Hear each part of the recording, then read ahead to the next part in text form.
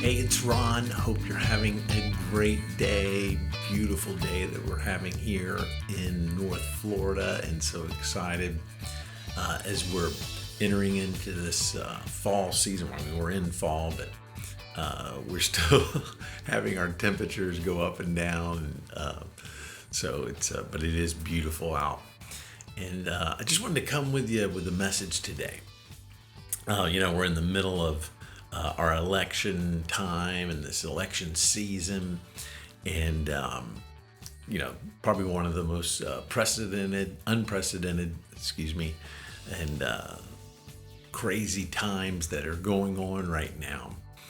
And this thought entered my head, and so I was doing some word study on it a couple of days ago, and just looking into it, and as I was looking into this word, 36 times in the Hebrew, the word hasa is shared.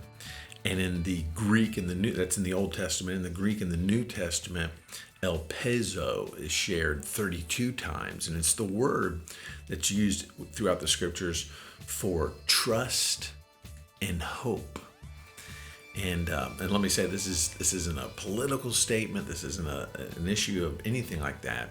It's a reminder of what I've been sharing with you for quite some time. And the thing I would share for the last decade or more is where, and that word that I just shared, those 36 and 32 times, for trust and hope, is where are we placing our trust and our hope?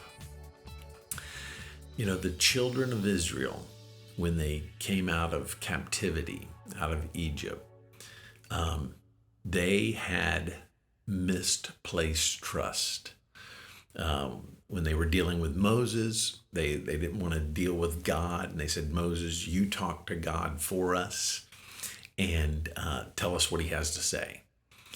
Later, years go by, and again, God was wanting, and his desire was, let me be your king. Let me be the one that you put your trust in and you put your hope in, and quit trying to look to another man or another human to do that for you. And God gave the people what they wanted. When they wanted King Saul as their leader, he gave it to him and demonstrated what putting your trust in people would be all about. And even with David, when he came after Saul, he failed in his leadership. And so, we have people right now that are cheering. We have people that are mourning over the candidate that they voted for. And that always happens. Every election we have, every 2 years, whether we're voting on senators and congressmen, whatever the case may be, we cheer or we mourn for our candidate. And it reminds us is God is our source. And God is the one we have to put our trust in. And that no one in politics has the answer for us. Only God. There's not a law that we can create. And I'm not saying this now in the midst of this. I'm saying this as me repeating something I've always said to you, is there's nothing we can create in our structures that will be greater than the law of Christ's love in us and us trusting in God. And so I want to challenge you today. I want to encourage you today. Where is our trust? Where is your trust in your life? Let's put it in God. Let's put our hope, our hasa, our elpezo, our trust in the Lord our God, regardless of any outcome, regardless of anything that takes place over the coming days and weeks and months and years.